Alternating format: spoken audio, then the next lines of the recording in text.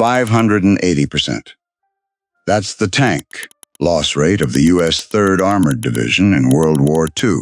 If that number makes no sense to you, good, it shouldn't. You can't lose more tanks than you have. That's mathematically impossible, unless the same tanks keep coming back from the dead. The Americans didn't just build tanks.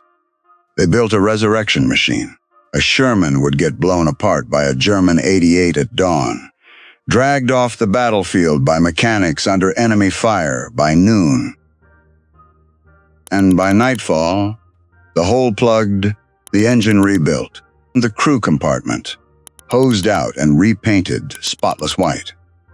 It was rolling back toward the front with a fresh crew who had no idea that men had died in their seats 48 hours ago. Germany spent the war chasing perfection. They built the Tiger, 54 tons of handcrafted Krupp steel, the most feared tank on the planet. 1,350 of them, and the greatest killer of this invincible machine was not the Americans. It was the Tiger itself. Its own crushing weight destroyed its transmission so reliably that crews carried demolition charges to blow up their own tanks rather than let them be captured. Germany built tanks for glory. America built a system that made glory irrelevant.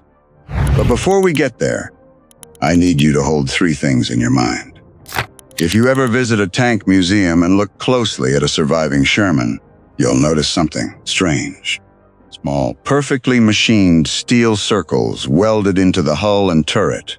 They're smooth, precise. They look like they were built into the design at the factory, but they don't appear on a single original blueprint.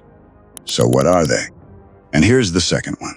When fresh American tank crews, 19-year-old kids, most of them, climbed into their newly issued Shermans for the first time, they found the entire interior coated in a shockingly bright layer of white paint.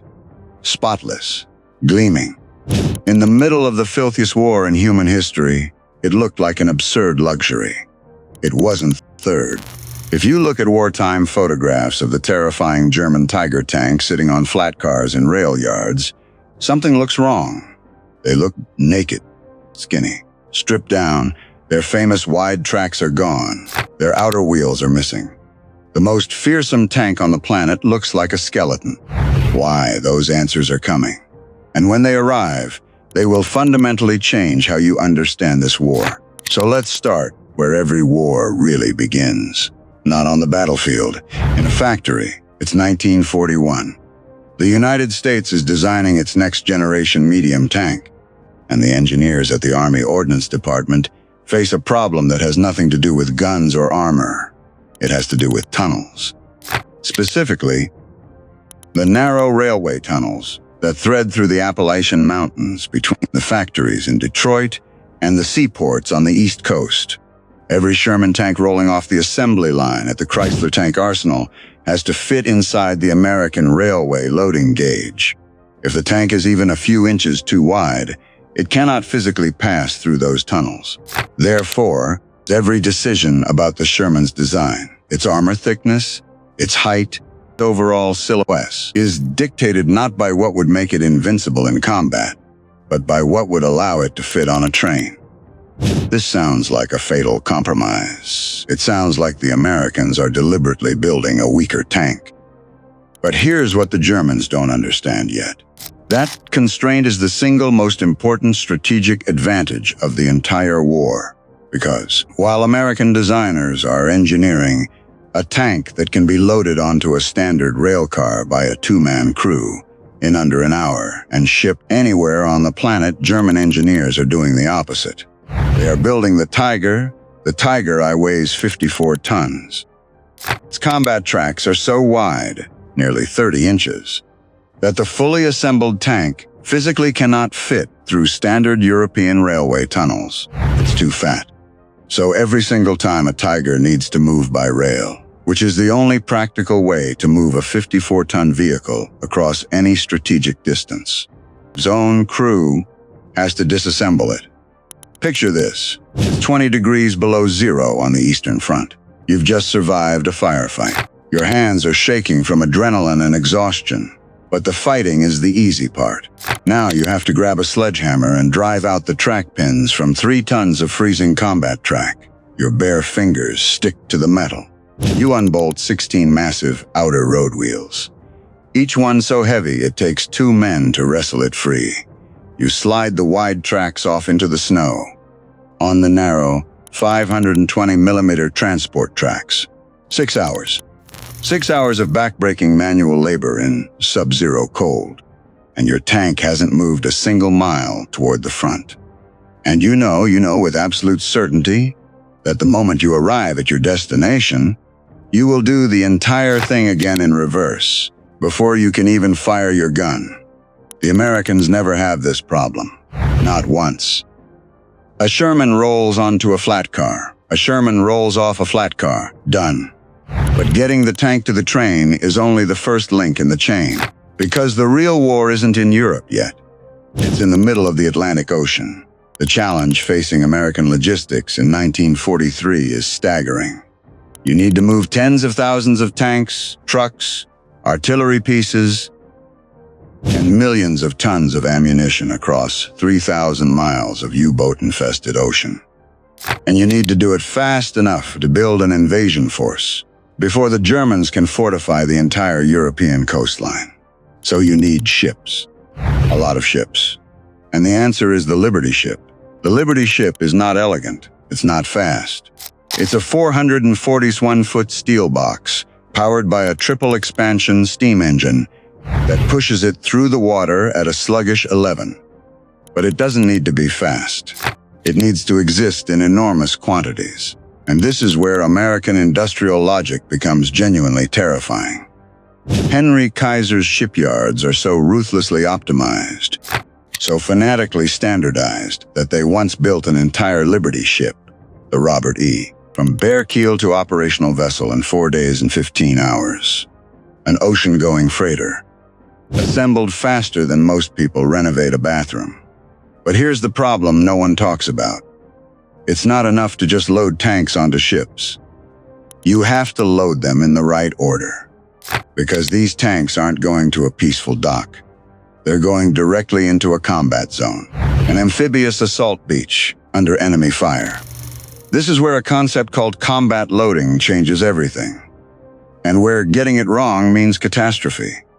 Under normal shipping procedures, you pack the hold. For maximum volume, you cram in as much cargo as physically possible. But if you do that for an invasion fleet, the first thing off the ship might be spare tires, or canned rations, or winter boots, while the tanks sit buried under a mountain of cargo, useless. German machine guns rake the beach. Therefore, the planners develop mobile loading, a system where the holds are packed in reverse tactical order. The last thing loaded is the first thing needed. Tanks on top, ammunition right behind them, fuel right behind that. You sacrifice cargo space, sometimes drastically, to guarantee that when that ship opens its doors on a hostile beach, rolls out in the right sequence, ready to fight immediately. So now you have a tank that fits on a train. You have a ship that can carry it across the ocean. You have a loading system that guarantees it arrives combat ready. The logistical chain is holding. But everything you've built, every rivet, every weld, gallon of fuel, is about to drive straight into the most terrifying killing field of the mechanized age. And the Sherman is about to earn a nickname that will haunt it for 80 years, the Ronson. Lights up the first time, aunt every time. That's the joke. British and American troops tell about the M4 Sherman, named after the famous cigarette lighter. And for 80 years, that reputation has defined this tank in the popular imagination. A rolling coffin, a death trap, a steel casket that ignites the moment a German shell touches it. There's even a book, Death Traps, written by Belton Y. Cooper, a Mara 5-son American officer who served in the 3rd Armored Division, that cemented this reputation so thoroughly that it became gospel for an entire generation of armchair historians. But here's what nobody tells you, and this is where the real story begins to crack open. Belton Coopers was not a tank commander. He was not a gunner. He was an ordnance liaison officer. His entire job was recovery and maintenance. Every single day, he drove out to the battlefield to inspect destroyed Shermans, burned hulks, shattered turrets, tanks ripped open by 88mm rounds. That was his universe. He saw every Sherman that died, but he almost never saw the ones that survived. He never examined the destroyed German tanks, because the American supply chain didn't recover enemy wrecks. So the man whose book defined the Sherman as a death trap was the one man in the entire army who was statistically guaranteed to only see its failures. That's not analysis. That's survivorship bias turned inside out, because the actual numbers tell a completely different story. When you dig into the data, the U.S. First Army's operations research reports and the hard statistical analysis of tank casualties, you find something astonishing. When a Sherman was penetrated and destroyed by enemy fire, an average of only 1 crew member was killed, 1 wounded. The remaining 3 escaped. 4 out of 5 crew members survived the total destruction of their vehicle. The Sherman wasn't a death trap. It was one of the safest tanks of the war for its crew, and that safety wasn't an accident. It was engineered, loaded escape hatches that blew open. Even when the turret was jammed, escape hatches that let the crew drop straight out the belly of a burning tank. And by 1944, the Americans had introduced wet stowage, ammunition racks encased in water jackets that prevented the catastrophic, instant detonation that had caused most of the early fires. The fatal fire problem that defined the Sherman's reputation was largely solved a full year before the war ended. But the myth outlived the fix by decades. Now, none of this means the Sherman was comfortable. Inside that steel hull, buttoned up for combat, the experience is an assault on every nerve you have. The Continental R975 radial engine, an aircraft engine bolted into a tank, produces a deafening roar that vibrates through the floorboards and into your teeth. The air is a choking cocktail of hot oil, electrical ozone, and the sharp, sulfuric bite of cordite. After the 75mm main gun fires, your world shrinks to what you can see through a narrow periscope slit. And when a German anti-tank round hits you, the sound is not a boom, it's a crack, a violent, ear-splitting crack of raw kinetic energy punching through steel. The concussive wave knocks the breath out of your chest. And then comes the spall. Fragments of your own tank's interior armor, ripping free and ricocheting around the crew compartment like shrapnel. You don't need the shell itself to kill you. Your own tank becomes the weapon. But here's the thing the Germans never fully grasp. It doesn't matter how many Shermans you kill, because the Americans have built something far more dangerous than a good tank. They've built a system that makes killing a tank meaningless, and that system lives in a place called the Void. That's what the men call it, a 50-mile stretch of pure hell between the active front lines and the rear echelon supply depots. It's contested ground, cratered, littered with the burned-out husks of vehicles. German patrols roam it at night. Artillery falls randomly. And into this nightmare, the U.S. Army sends not infantry, not commandos, but mechanics. Remember that heavily armed vehicle I mentioned earlier? The one with the 81mm mortar, the 50 caliber machine gun, and the 30 caliber bow gun? The one whose crew was ordered never to fight. That's the M32 tank recovery vehicle. And now you understand its paradox. It is bristling with weapons because it has to survive the void. But its crew, every one of them a grease-stained mechanic, not a trained combat soldier, uses those weapons exclusively to run away. The mortar isn't for killing. It fires white phosphorus smoke rounds. When the mechanics spot a disabled Sherman in the kill zone and see German positions nearby, they don't engage. They blind. The mortar coughs out a thick, choking wall of white smoke, and under that artificial fog, a mechanic drops the rear ramp and sprints into the open. He's carrying a tow cable, a heavy, mud-slicked steel chain that weighs more than he does. He drags it across the cratered ground to the disabled tank, hooks it to the towing pintle, and scrambles back inside the M32. With his heart jackhammering in his chest, the massive internal winch groans. The cable snaps taut, and the M32 drags a 30-ton corpse of a Sherman backward through the darkness, back through the void, back to a place where it can be reborn.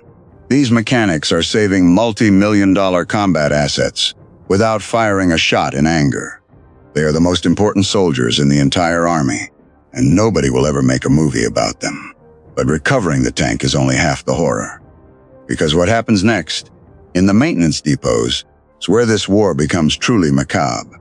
Miles behind the front lines, in a sea of freezing mud and acetylene sparks, maintenance depots are churning.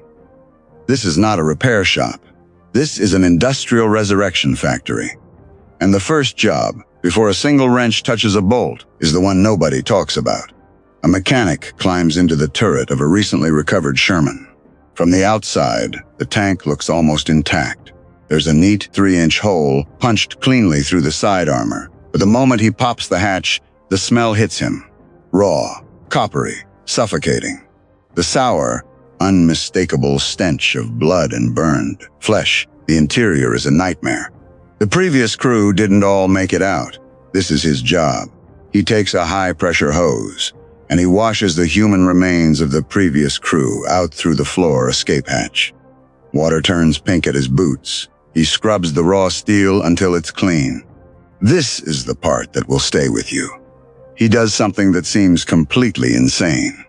He opens a tin of thick, stark white paint, and he takes a wide brush and coats the entire interior of the crew compartment. Every surface, ceiling, walls, seats, spotless white. Remember the mystery of the whitewashed interior? Now you know. That pristine white paint isn't a luxury. It's a lie. The paint is thick enough to seal in the lingering smell of death. It hides every trace of the tank's violent history.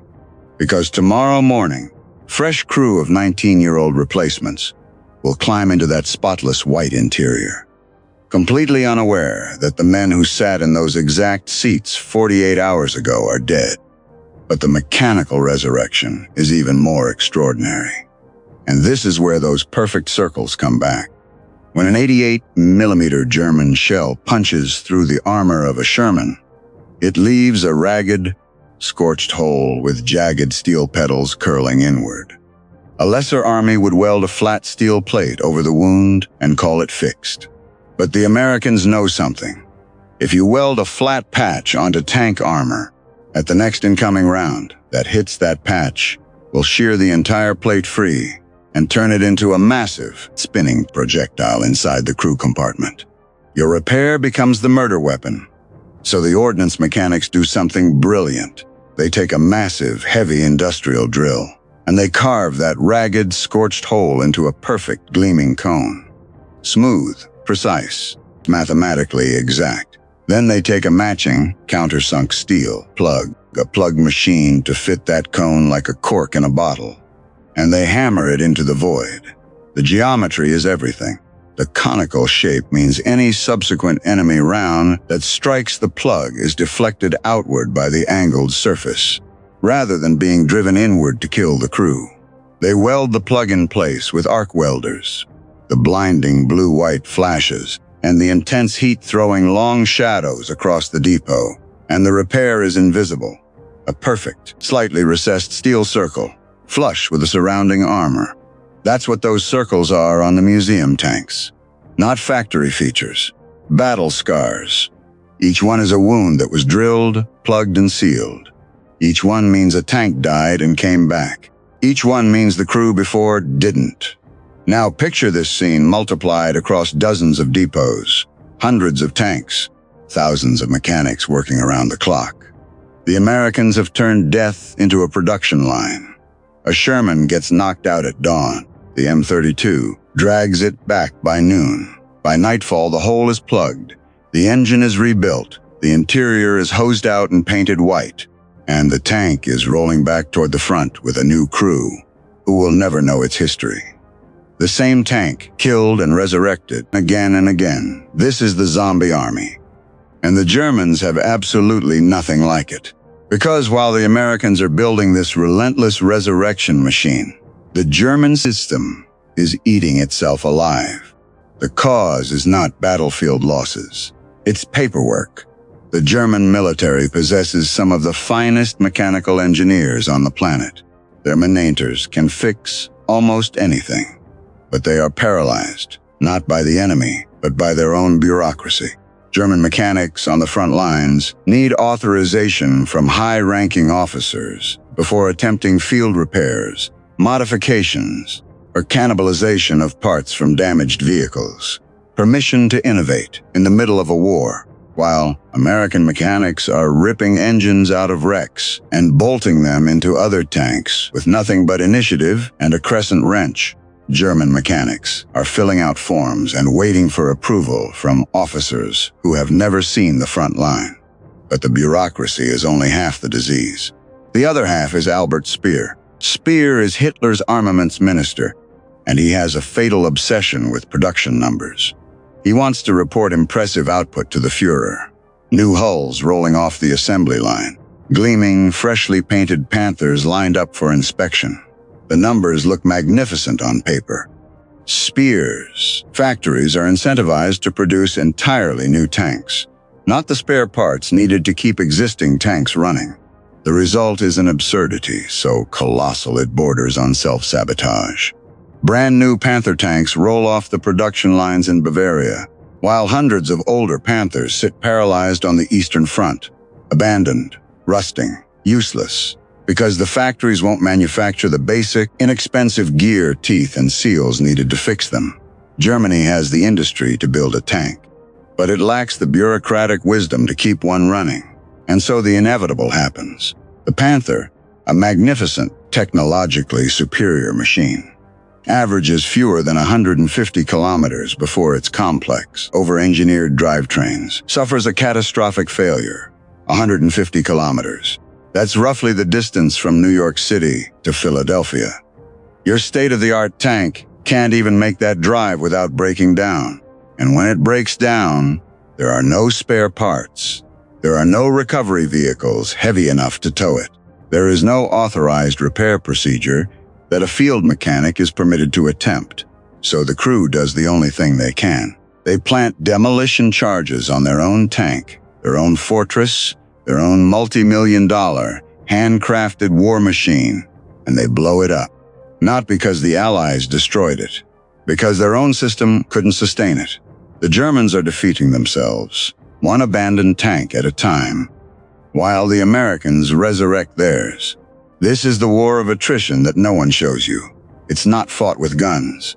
It's fought with wrenches and welding, torches and supply chains, and the unglamorous, back-breaking labor of men whose names will never appear in a history book. The Sherman did not win by being the best tank in a head-to-head duel. In a straight fight, one-on-one, at 2,000 meters in open terrain, a Panther will kill a Sherman almost every time. But war is not a duel. War is a system.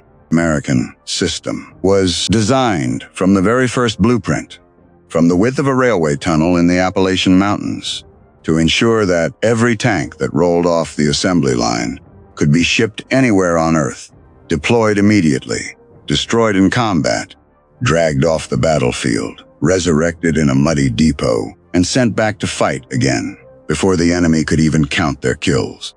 The Germans built 1,350 Tigers, masterpieces of engineering. Each one could dominate any battlefield it reached. If it could reach one, if its transmission held, if the spare parts existed, if the crew didn't have to spend 6 hours disassembling it just to put it on a train. The Americans built 49,000 Shermans, not masterpieces, not the best tank in any single category, but a tank that could be built by the thousands, shipped across an ocean, loaded onto a beach under fire, and when it was inevitably destroyed, brought back from the dead. The Germans engineered perfection. The Americans engineered persistence. And in a war of attrition, in a war measured not in single battles but in years of grinding violence, persistence wins every single time. 49,000 against 1,350. That's not a fight.